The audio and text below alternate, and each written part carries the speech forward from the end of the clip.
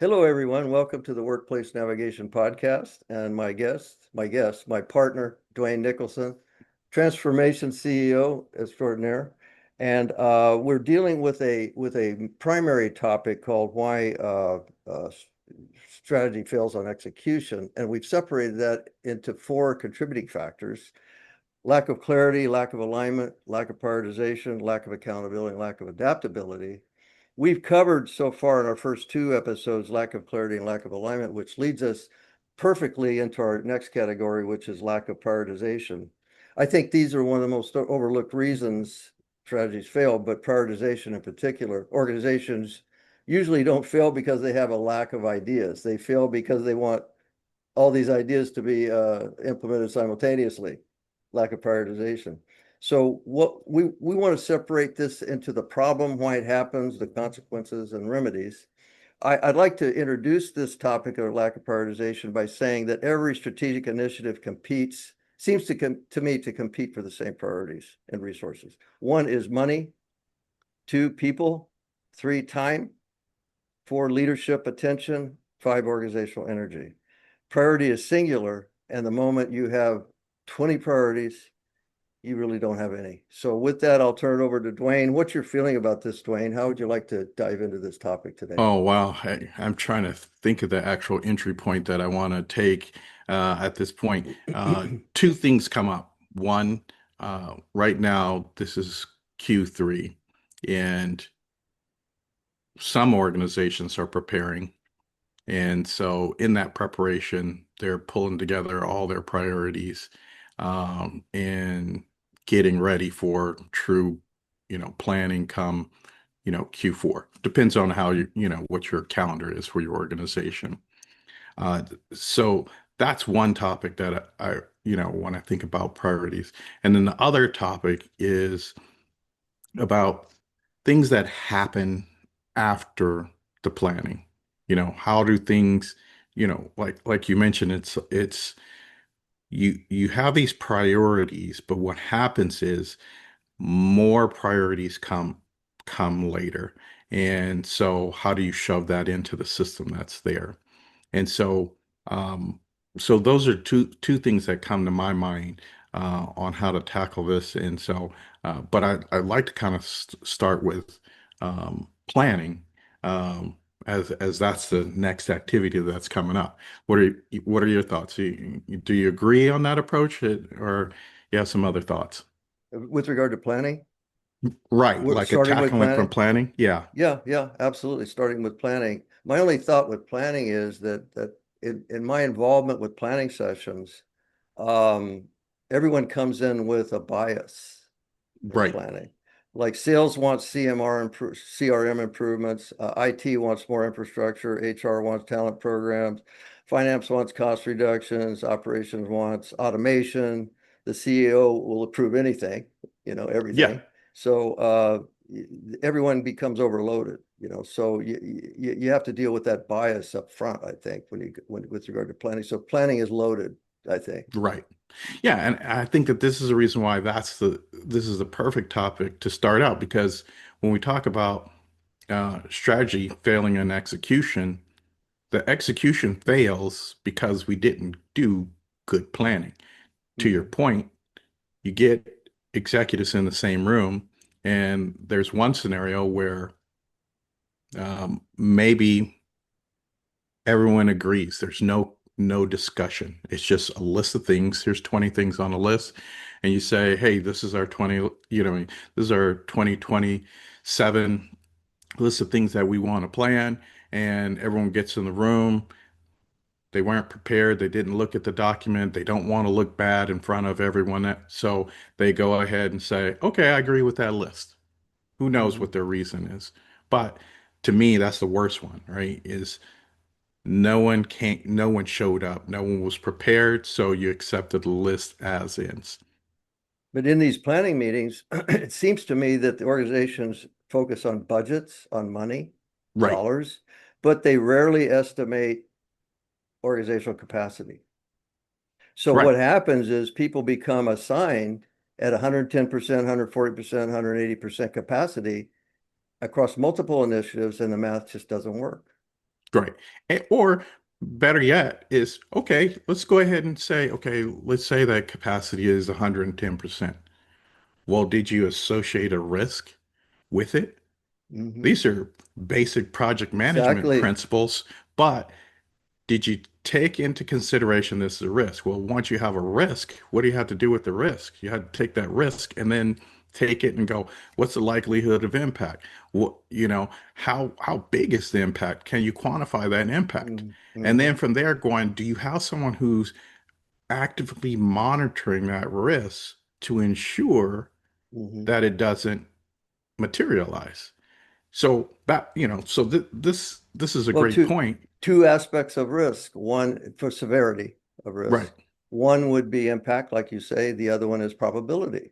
right, So let's say you start your planning with a low probability risk event. So you discount it. right, But the impact could be huge. It could be devastating. So you have to consider the impact in all these risk assessments to affect the severity. So something very low probability may have a very high severity rating that you have to consider. Not only that, and like you allude to, as the program continues and follows on, you have to keep revisiting the risk to determine, is that probability the same? Did it increase? Did it decrease? Did the impact increase or decrease? So what is the ultimate severity level? And in addition to that, with regard to risk, what is the trigger for that risk right, event? Have you considered that? And I would liken that to, it may rain, but the trigger event would be clouds in the sky. Are there clouds in the sky? right, So you have to consider all those factors in risk.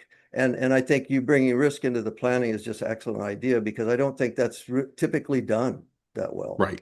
No, that and that's a step that actually comes out during execution while the project is being executed. All of Mhm. a sudden, now you bring up these risks, and then leadership doesn't want to deal with the risks. They're going just deliver the project. So it starts at the beginning, and then even before you start talking about risks, is how do you come up with a system that helps you determine what is number one versus number two versus number three. I'll give you an example, and I learned this lesson years ago. I used to work at an insurance company, and what would happen is they would give me these applications, and they would say, put these applications in the system. So whatever the stack was, I just would go through the stack and just, top to bottom. But then they came out with this system of, well, sometimes we need things rushed. So they put a purple tag on the application and it means rush these. Then it got to a point where there were like 10 rushes, right? So so then Everything was rushed. so so you know what the idea was? It's like, let's put another purple tag on it. So it's not a rush, it's a rush. So Oh, I love So it. put in a rush on a rush. And I'm Uh-huh. going, so should I work on a rush or should I work on a rush? It's the exact same thing. It's how do you come up with a way of quantifying each of the efforts and going, this is the most important thing. For example, if the CEO says, I think that this is the most important thing, well, most organizations will go, okay, well, the CEO is right and we'll just follow that. But as a CEO, the C-suite should advise him or her about what are the most important items. So when I think of a CFO, well, they should be thinking about, okay, what's the money? How much money are these things going to cost? So you brought this up. What's the budget? But then from a revenue, CRO, from a revenue perspective, let's just say some, let's say revenue channel isn't doing as well as it should. So, hey, we need to work on an effort that's going to focus in on bringing in new money. Uh, you also have to think about IT. Well, when you think about IT, there's all these budgets, some things that have to do that are governance related, and then there or infrastructure related to support new applications. And so now that's important. So how do you do that? Well, you have to come out with a system that is going to allow you to go, look, this is important. These are our goals. And how do all these initiatives map to whatever our important goals are? And Mm-hmm. what are those 4 or 5 things? Mm-hmm. But most organizations, what they do is they do these things independently. And so what happens is you don't see the portfolio as a whole. You see individual projects, and by themselves, they look important. But when you Mm-hmm. put them in the same group together, they all look like rushes. Mm-hmm. So that's the most important thing. So are you using weighted shortest job first? Mm-hmm. Are you, that, that's what I think of when I think of coming up with a system. Uh, Yes. but oftentimes I don't see that. And so I think it's worth it to at least take a step back after you pulled everything together and go, here's the system on why this is the most important thing. And someone should circle back with the CEO and go, you know what, I know you mentioned that this item is the most important thing, but we have these other items that are over here that seem to be somewhat, equivalent. So which one is the most important thing? And so then Mm-hmm. that way you can create that red line. And when I say red line, you mentioned capacity earlier, and go, okay, here's everything. And then what's below the line? And I think that that's the most important topic you can have in any Mm-hmm. planning session is not what's above the line, it's what's below the line. And no one wants to have that conversation because it Right. makes people uncomfortable because they're thinking my items isn't going to get done. Well, Yeah. if everything up here is important and this isn't here, let's have that real conversation about what's not going to get done. And back to your infusion of the risk term, what's the risk of not doing that? Right? Great question. That Yeah. is the best question ever. And that's where it goes into that capacity conversation is, okay, this won't get done. So we know, you have an answer. And most of the time when you ask that question, do people respond quickly or do they usually look up in there and they're going, oh, I haven't thought about that. Mm-hmm. Which I think that some of the decisions that are made at organizational level about spinning off certain aspects of your business, cutting it Hmm. off and not doing that anymore, has to do with very good strategic planning of I'm trying to do too much here.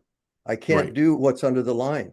And there's a risk of not doing that. So we're going to focus on what we do best, what we did best 10 years ago. Somewhere we lost our way and we try to do everything. Now we're going to trim back, lean and mean. We're going to do those things that we're good at and do that very, very well. And right, in essence, lower the risk right. of failure. Yeah. What's interesting is I go back to my old days of working at McDonald's. Uh, and I always go back to, and I think that this is important because every job teaches us something. And I've used a lot of things from every company I've worked at, even though it wasn't corporate America. And we used to have this saying, aces in the right places. So what happened is if you worked in, say like it's slow, what happened is someone who's working the cashier, they go work in the grill. Someone who's working the grill, they go work in the drive-through, and we just rotate those positions. But then when it was high intensity and you had to, work hard, people switch back to their roles that they're the best at. And so that's where this term aces in the right places comes from. And Mhm. this is exactly the same thing. What happens is organizations, they they start spreading and they lose focus because they're not focusing on their core principles, like you mentioned. And then what happens is they have other things that they're trying to work on. And you're going, wait, you can't work on expansion in another unknown market and your flagship product is falling apart.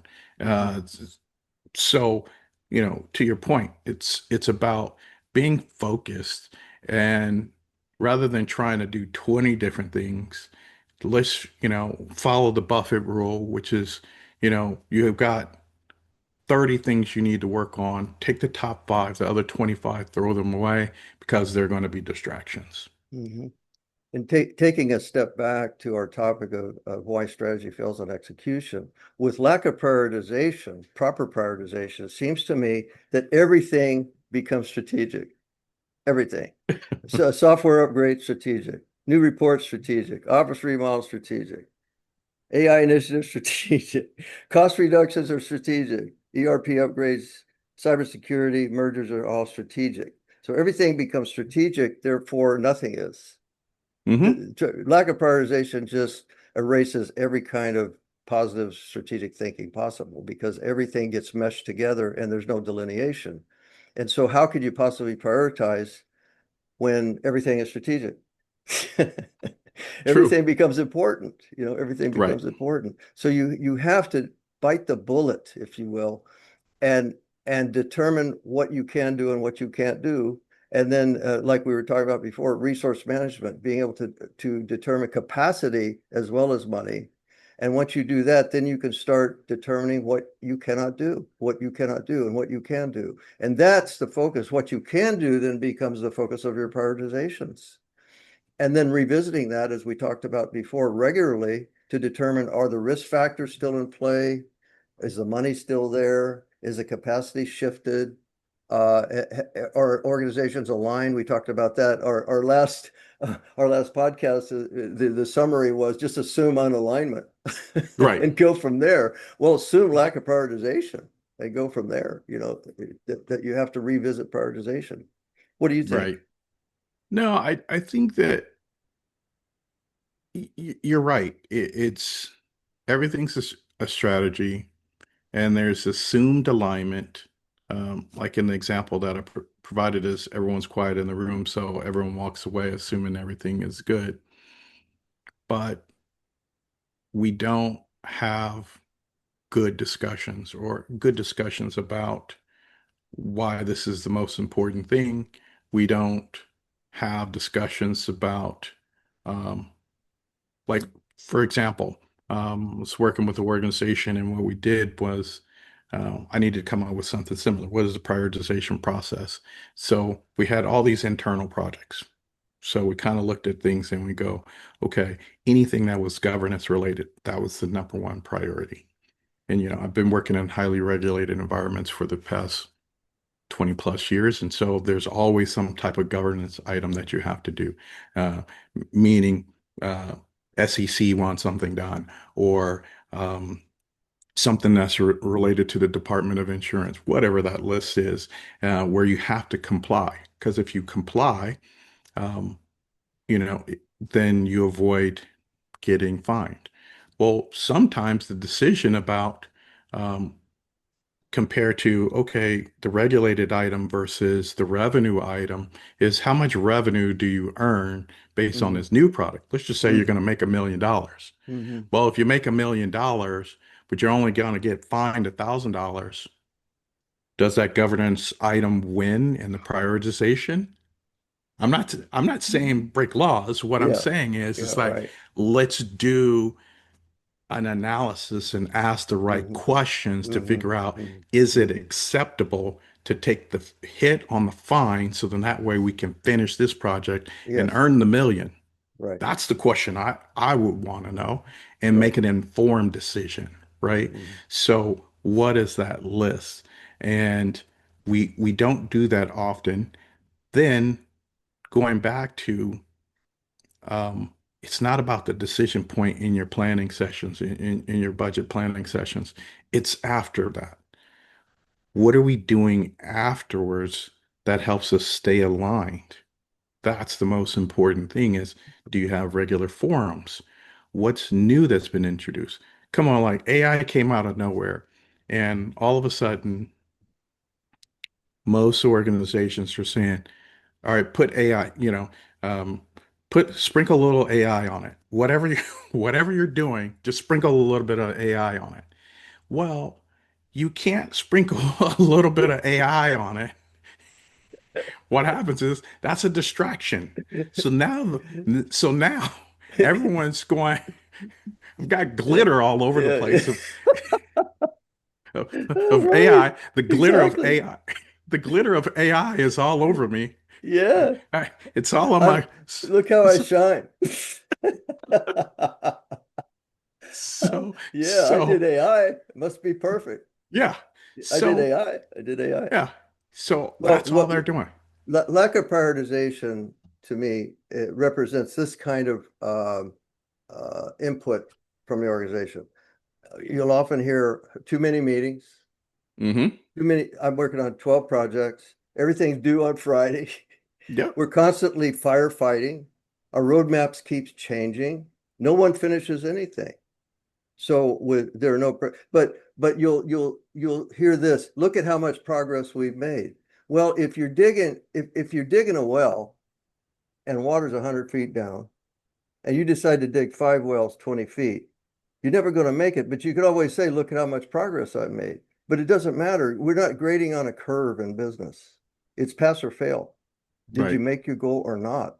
And so not only are goals not properly defined with measurable metrics, they're wish lists of success. We call it success or the finish line, but the finish line is not crystal clear. And you'd be surprised. Well, maybe you're not surprised, Duane, because you're more experienced than I am, of how ill-defined the endpoints are in these things, and how the endpoints are shifted, and how the endpoints are defined differently depending on what organization you're in.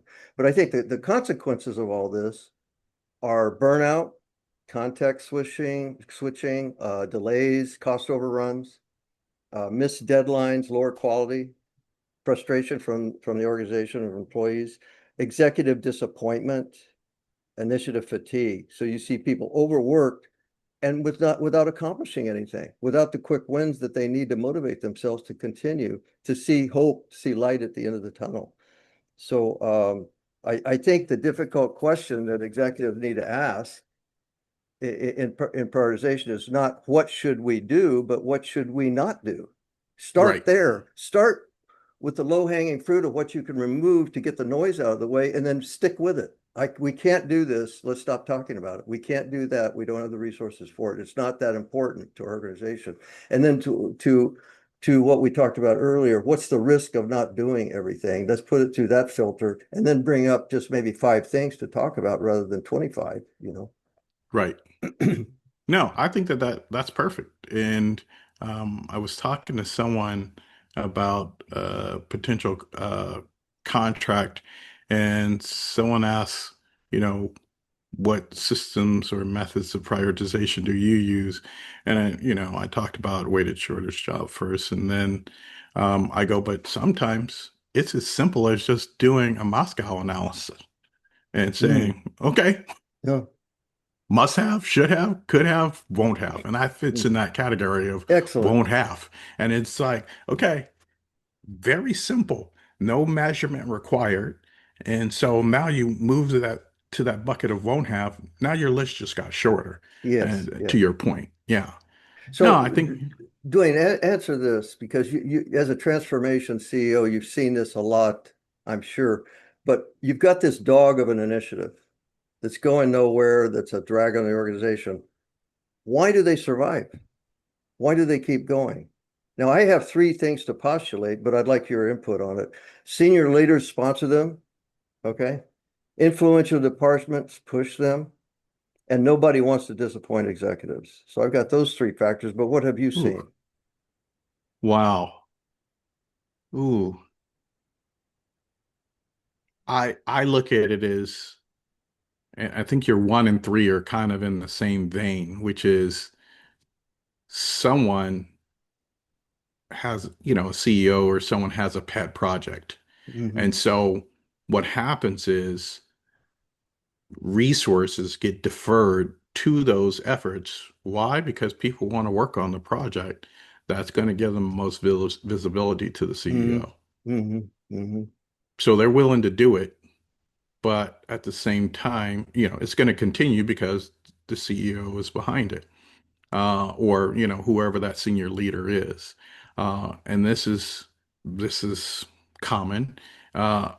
And then, yeah, so, and then I forgot your third point, but I think it was kind of in the Influential same, departments push them, right. finance may push this or, IT may push Technology. that. Yeah, Yeah. technology. Yeah, Exactly. and it's Yes, usually yes. technology is the one that's pushing a lot of the efforts, and they're saying we need this. We need this. And, you're going to get more security. We need this because it's infrastructure, and without this infrastructure, you can't get these things. And so, IT budgets are constantly growing, and and most leaders don't understand what IT is doing, what technology is doing. So Hmm. they go, I have to believe what you're saying. Yeah, right. Yes, exactly. I've seen that. You're speaking a different language. Yeah, And so I don't know, but it sounds really important. So let's just go ahead and get behind it. yeah, yeah. Don't want to be left behind. Exactly. Yeah, yeah, Yeah. yep. So I think your list is pretty thorough. I can't think of anything else to add to that list, but yeah, that's a solid list right there. Well, if you were going to summarize our prioritization topic today, leave people with something to think about as they go through their prioritization exercises, what would that be? Well, one, um, start early, being prepared, knowing what is ongoing and is it working? This goes back to what you were just talking about is the dog of the project that's going, it's struggling, has risks, there's lots of issues. Be prepared in any planning conversations with in-flight projects, part one. Part two is making sure you have a system around your priority development, meaning are you using weighted shortest job first? Are you using ICE? Are you using Moscow? Whatever that system is, applying that system and to each initiative so that way you can see those initiatives and compare, apples to apples. And then of course, having these discussions in a room with everyone so that their presence, and we also define what isn't on the list out of the entire priority list, create a red line to go, this is out. So then that way you can answer your question, Mike, but is what's not going to get done. Mhm. And and then finally, having some type of recurring evaluation for new efforts to compare against that list to go, what if something comes in, what should go out? Oh, capacity. There we go. Yeah, okay. Yeah, I love it. Well, Duane, any closing comments for all of our N- No, workers today? this is a great topic, and It it's sure really is. hitting home for me right now. Yeah. And I know that Q3 is going to close. People won't be prepared, and they'll go into Q4 not ready, and with a reduced window for analysis in October. I think that this is the most important time. If you're hearing this message and you're in Q3 of 2026, let's go ahead and make it happen. Get prepared. Yeah, yeah. Duane, always a pleasure. Always a pleasure. Thank Always. you for joining us today. And next topic is what? What is our next topic? I have it here somewhere. We have next topic is accountability. Love Oh, that. Yeah, oh yeah. Yeah. yeah. I can't This wait is for going to be that. fun. This one's going to be fun. Yeah. I know. Take care, brother. All Talk to right. you Thanks, later. Mike. Bye-bye.